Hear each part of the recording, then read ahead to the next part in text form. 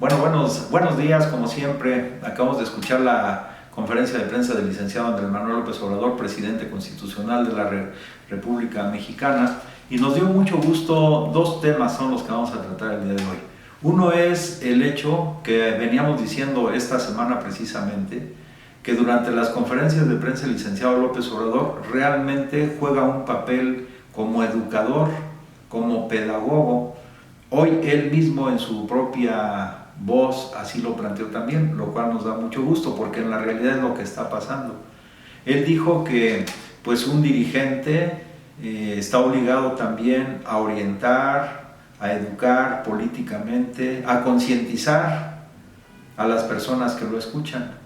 Y me vino en ese momento una frase que yo creo que sería muy buena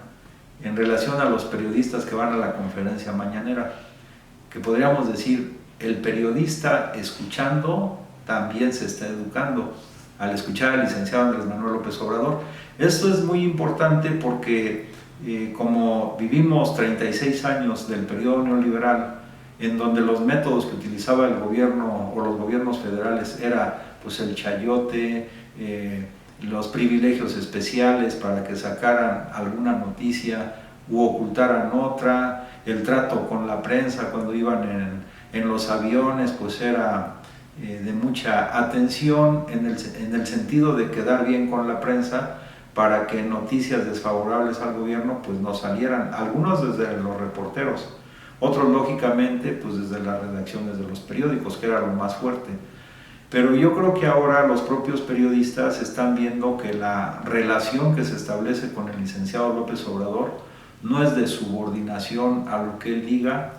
no es tampoco del chayote, no es de favores especiales a los periodistas, sino que es una relación mutuamente respetuosa, donde ellos pueden preguntar con toda libertad los temas que consideren, y el licenciado López Obrador, pues como gran estadista, en general en el momento responde las preguntas sobre el tema que sea. Ya puede ser filosófico, histórico, energético, económico, etc. Por ejemplo, hoy resaltó mucho el tema del modelo neoliberal. Ese tema del neoliberalismo él le dedicó un buen espacio, en el sentido de que en todo el mundo se debe entender que el modelo neoliberal ya pasó a la historia, ya está en el basurero de la historia. Hizo referencia, por ejemplo, a que algunos gobiernos, particularmente en América Latina, pues al aplicar nuevamente las recetas neoliberales diseñadas desde el Fondo Monetario Internacional u organismos internacionales, pues fíjense la situación a la que llevaron a sus pueblos. El licenciado López Obrador, durante el periodo de transición, se entrevistó, por ejemplo, con Lenín Moreno, se entrevistó también con Michelle Bachelet, y fíjense estos dos países a los que hoy él hizo alusión, por llevar a la práctica e implementar medidas aconsejadas por los organismos internacionales, sobre todo en Ecuador el tema de quitar los subsidios a las gasolinas, o en Chile, que es aumentar el precio del metro o del transporte público, pues llevó a una movilización muy grande de estos pueblos. En principio se muestra lo siguiente: en el caso, por ejemplo, del presidente de Ecuador, Lenín Moreno, pues es un traidor a los principios que él planteó cuando fue candidato a la presidencia, porque hoy se echa nuevamente en los brazos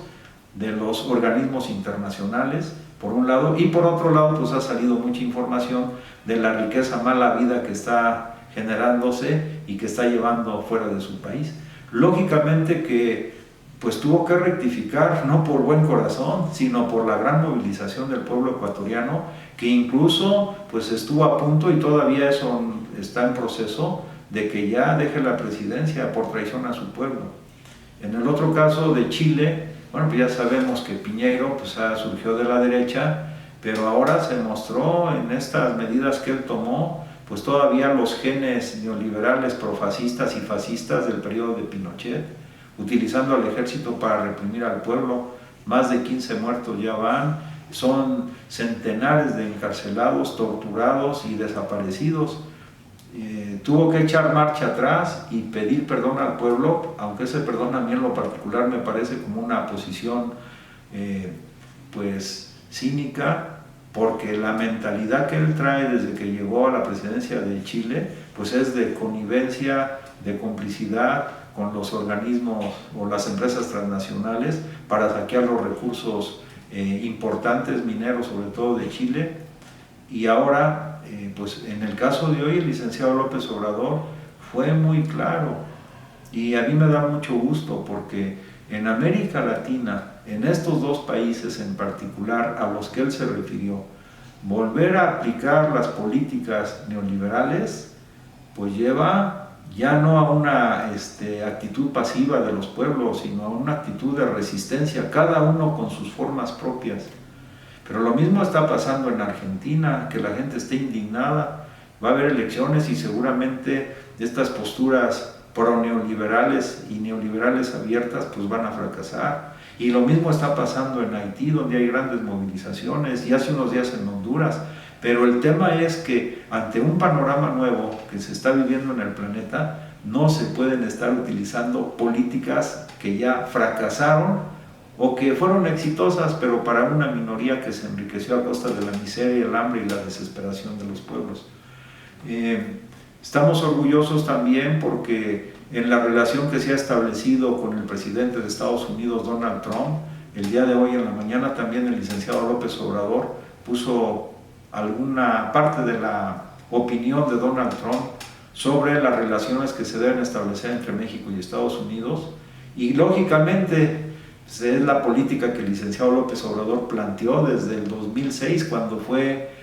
candidato, además ganador de la elección, después de, ya sabemos que hubo un fraude.